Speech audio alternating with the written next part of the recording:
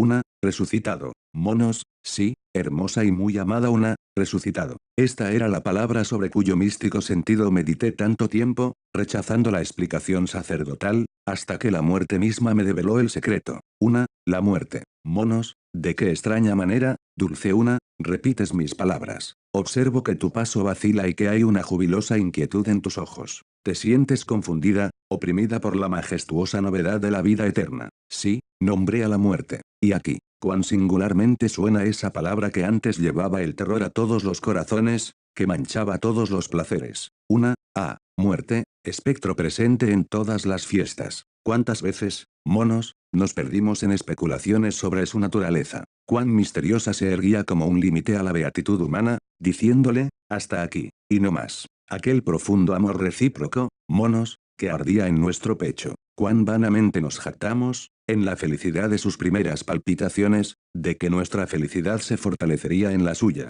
Ay, a medida que crecía aumentaba también en nuestros corazones el temor de aquella hora aciaga que acudía precipitada a separarnos. Y así, con el tiempo, el amor se nos hizo penoso, y el odio hubiera sido una misericordia. Monos, no hables aquí de aquellas penas, querida una. Ahora para siempre mía. Una, pero el recuerdo del dolor pasado, ¿no es alegría presente? Mucho tengo que decir aún de las cosas que fueron. Ardo sobre todo por conocer los incidentes de tu pasaje a través del oscuro valle y de la sombra. Monos, y cuando la radiante una pidió en vano alguna cosa a su monos, todo te lo narraré en detalle. Pero, ¿dónde habrá de empezar el sobrecogedor relato? Una, ¿dónde? Monos, sí, una, te comprendo. En la muerte hemos aprendido ambos la propensión del hombre a definir lo indefinible. No te diré, pues, que comiences por el momento en que cesó tu vida, sino en aquel triste instante cuando, habiéndote abandonado la fiebre, te hundiste en un sopor sin aliento ni movimiento y yo te cerré los pálidos párpados con los apasionados dedos del amor.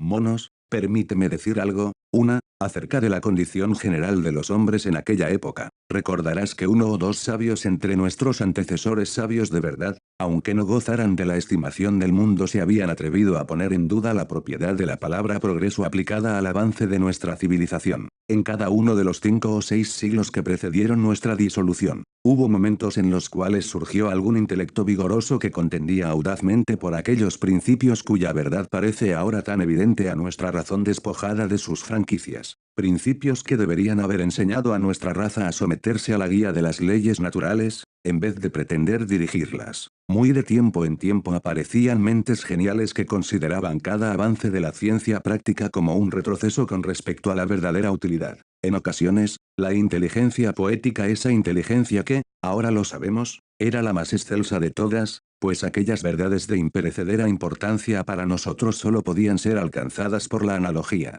que habla irrebatiblemente a la sola imaginación y que no pesa en la razón aislada. Esa inteligencia poética se adelantó en ocasiones a la evolución de la vaga concepción filosófica y halló en la mística parábola que habla del árbol de la ciencia y de su fruto prohibido y letal, un claro indicio de que el conocimiento no era bueno para el hombre en esa etapa aún infantil de su alma. Y aquellos poetas, que vivieron y murieron despreciados por los utilitaristas zafios pedantes que se arrogaban un título que solo merecían los despreciados por ellos, aquellos poetas evocaron dolorosa, pero sabiamente, los días de antaño, cuando nuestras necesidades eran tan simples como penetrantes nuestros gozos, días en que el regocijo era una palabra desconocida, tan profundamente solemne era la felicidad, santos, augustos y beatos días en que los ríos azules corrían sin diques entre colinas intactas, penetrando en las soledades de las florestas primitivas, fragantes e inexploradas. Y, sin embargo, aquellas nobles excepciones a la falsa regla general solo servían para reforzarla por contraste. Ahí, habíamos llegado a los más aciagos de nuestros aciagos días. El gran movimiento, tal era la jerigonza que se empleaba, seguía adelante, era una perturbación mórbida, tanto moral como física. El arte en sus diversas formas erguíase supremo, y, una vez entronizado, encadenaba al intelecto que lo había elevado al poder. Como el hombre no podía dejar de reconocer la majestad de la naturaleza, incurría en pueriles entusiasmos por su creciente dominio sobre los elementos de aquella. Mientras se pavoneaba como un dios en su propia fantasía, lo dominaba una imbecilidad infantil. Tal como era de suponer por el origen de su trastorno, sufrió la infección de los sistemas y de la abstracción. Se envolvió en generalidades. Entre otras ideas extrañas, la de la igualdad universal ganó terreno, y aún frente a la analogía y a Dios, A pesar de las claras advertencias de las leyes de gradación que tan visiblemente dominan todas las cosas en la tierra y en el cielo, se empeñó obstinado en lograr una democracia que imperara por doquier. Y, sin embargo, este mal surgía necesariamente del mal principal, el conocimiento. El hombre no podía al mismo tiempo conocer y someterse. Entretanto, se alzaron enormes e innumerables ciudades humeantes. Las verdes hojas se arrugaban ante el ardiente aliento de los hornos. El bello rostro de la naturaleza se deformó como si lo arrasara alguna horrorosa enfermedad. Y pienso, dulce una, que nuestro sentido de lo que es forzado y artificial, aún a medias dormido, podría habernos detenido en ese punto. Pero habíamos preparado el camino de la destrucción al pervertir nuestro gusto o más bien al descuidar ciegamente su cultivo en las escuelas. Pues en verdad, frente a aquella crisis, tan solo el gusto, esa facultad que, ocupando una situación intermedia entre el intelecto puro y el sentido moral, jamás podía ser descuidada sin peligro, habría podido devolvernos dulcemente a la belleza, a la naturaleza y a la vida. Ay del espíritu puramente contemplativo y la magna intuición de Platón. Ay de la, que aquel sabio consideraba con justicia educación suficiente para el alma. Ay de él y de ella. Cuando más desesperadamente se los necesitaba, más olvidados o despreciados estaban. Pascal, un filósofo que tú y yo amamos, cuán verdaderamente ha dicho que tout notre misonnement se reduit a ceder a un sentiment. Y no es imposible que el sentimiento de lo natural, de haberlo permitido el tiempo, hubiese recobrado su antiguo ascendiente sobre la dura razón matemática de las escuelas. Pero ello no pudo ser. Prematuramente descarriada por la intemperancia del conocimiento, la vejez del mundo se acentuó. La masa de la humanidad no lo advertía, o bien, viviendo depravadamente, aunque sin felicidad, pretendía no advertirlo. En cuanto a mí, los documentos de la Tierra me habían enseñado que las ruinas más grandes son el precio de las más altas civilizaciones. Había adquirido una presciencia de nuestro destino por comparación con China, la simple y duradera, con Asiria, la arquitecta, con Egipto, el astrólogo, con Nubia, más sutil que ninguna, madre turbulenta de todas las artes. En la historia de aquellas regiones atisbé un rayo del futuro. Las artificialidades individuales de las tres últimas nombradas eran enfermedades locales de la Tierra, y en sus caídas individuales habíamos visto la aplicación de remedios locales. Pero en la infección general del mundo yo no podía anticipar regeneración alguna,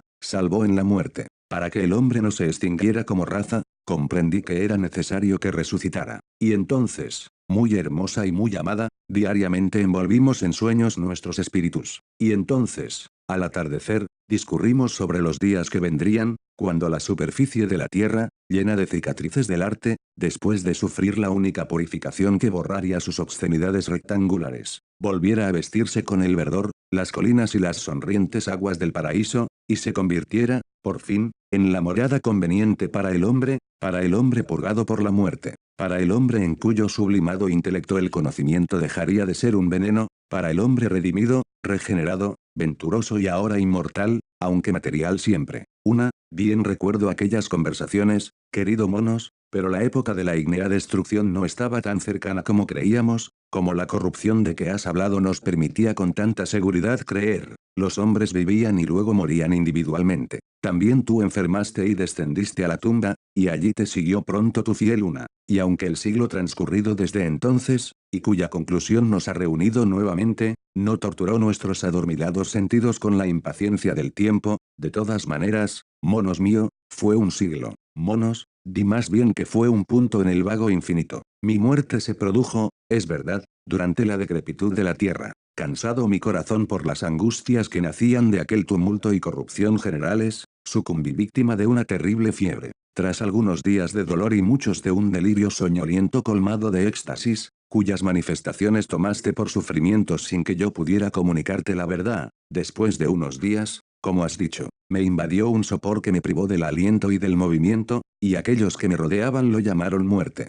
Las palabras son cosas vagas. Mi estado no me privaba de sensibilidad. Parecíame semejante a la quietud de aquel que, después de dormir larga y profundamente, inmóvil y postrado en un día estival, empieza a recobrar lentamente la conciencia, por agotamiento natural de su sueño, y sin que ninguna perturbación exterior lo despierte. No respiraba, el pulso estaba detenido, el corazón había cesado de latir, la voluntad permanecía, pero era impotente, mis sentidos se mostraban insólitamente activos, aunque caprichosos, usurpándose al azar sus funciones. El gusto y el olfato estaban inextricablemente confundidos, constituyendo un solo sentido anormal e intenso. El agua de rosas con la cual tu ternura había humedecido mis labios hasta el fin provocaba en mí bellísimas fantasías florales, flores fantásticas, mucho más hermosas que las de la vieja tierra, pero cuyos prototipos vemos florecer ahora en torno de nosotros. Los párpados, transparentes y exangües, no se oponían completamente a la visión. Como la voluntad se hallaba suspendida, las pupilas no podían girar en las órbitas, pero veía con mayor o menor claridad todos los objetos al alcance del hemisferio visual. Los rayos que caían sobre la parte externa de la retina o en el ángulo del ojo producían un efecto más vívido que aquellos que incidían en la superficie frontal o anterior. Empero, en el primer caso, este efecto era tan anómalo que solo lo aprehendía como sonido dulce o discordante, según que los objetos presentes a mi lado fueran claros u oscuros, curvos o angulosos. El oído, aunque mucho más sensible, no tenía nada de irregular en su acción y apreciaba los sonidos reales con una precisión y una sensibilidad exageradísimas. El tacto había sufrido una alteración más extraña. Recibía con retardo las impresiones, pero las retenía pertinazmente, produciéndose siempre el más grande de los placeres físicos. Así, la presión de tus dulces dedos sobre mis párpados, solo reconocidos al principio por la visión, llenaron más tarde todo mi ser de una inconmensurable delicia sensual. Sí, de una delicia sensual. Todas mis percepciones eran puramente sensuales. Los elementos proporcionados por los sentidos al pasivo cerebro no eran elaborados en absoluto por aquella inteligencia muerta. Poco dolor sentía y mucho placer, pero ningún dolor o placer morales. Así, tus desgarradores sollozos flotaban en mi oído con todas sus dolorosas cadencias y eran apreciados por aquel en cada una de sus tristes variaciones, pero eran tan solo suaves sonidos musicales. No provocaban en la extinta razón la sospecha de las angustias de donde nacían, y así también las copiosas y continuas lágrimas que caían sobre mi rostro, y que para todos los asistentes eran testimonio de un corazón destrozado. Estremecían de éxtasis cada fibra de mi ser. Y esa era la muerte, de la cual los presentes hablaban reverentemente, susurrando, y tú, dulce una, entre sollozos y gritos, me prepararon para el ataúd 3 o 4 figuras sombrías que iban continuamente de un lado a otro. Cuando atravesaban la línea directa de mi visión, las sentía como formas, pero al colocarse a mi lado sus imágenes me impresionaban con la idea de alaridos, gemidos y otras atroces expresiones del horror y la desesperación. Solo tú, vestida de blanco, pasabas musicalmente para mí en todas direcciones. Transcurrió el día y, a medida que la luz se degradaba, me sentí poseído por un vago malestar, una ansiedad como la que experimenta el durmiente cuando llegan a su oído constantes y tristes sones, lejanas y profundas campanadas solemnes, a intervalos prolongados, pero iguales, y entremezclándose con sueños melancólicos. Anocheció y con la sombra vino una pesada aflicción. Oprimía mi cuerpo como si pesara sobre él, y era palpable. Oíase asimismo una lamentación, semejante al lejano fragor de la resaca, pero más continuo, y que, nacido con el crepúsculo, había ganado en fuerza a medida que crecía la oscuridad. De pronto, la habitación se llenó de luces y aquel fragor se cambió en frecuentes estallidos desiguales del mismo sonido, pero menos lóbrego y menos distinto. La penosa opresión que me agobiaba disminuyó mucho y, emanando de la llama de cada lámpara pues había varias, fluyó hasta mis oídos un canto continuo de melodiosa monotonía.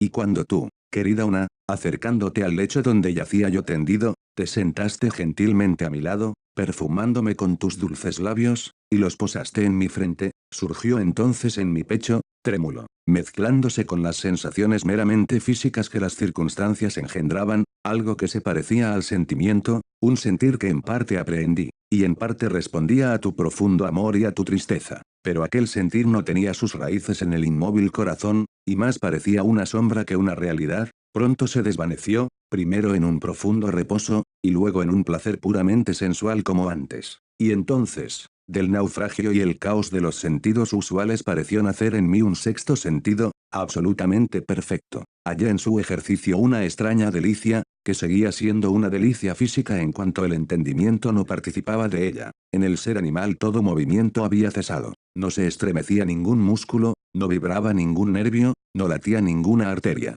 Pero en mi cerebro parecía haber surgido eso para lo cual no hay palabras que puedan dar una concepción aún borrosa a la inteligencia meramente humana. Permíteme denominarlo una pulsación pendular mental. Era la encarnación moral de la idea humana abstracta del tiempo. La absoluta coordinación de este movimiento o de alguno equivalente había regulado los cielos de los globos celestes. Por él medía ahora las irregularidades del reloj colocado sobre la chimenea y de los relojes de los presentes. Sus latidos llegaban sonoros a mis oídos. La más ligera desviación de la medida exacta, y esas desviaciones prevalecían en todos ellos, me afectaban del mismo modo que las violaciones de la verdad abstracta afectan en la Tierra el sentido moral. Aunque ninguno de los relojes en la habitación coincidía con otro en marcar exactamente los segundos, no me costaba, sin embargo, retener el tono y los errores momentáneos de cada uno, y este penetrante, perfecto sentimiento de duración existente por sí mismo, este sentimiento existente, como el hombre no podría haber imaginado que existiera,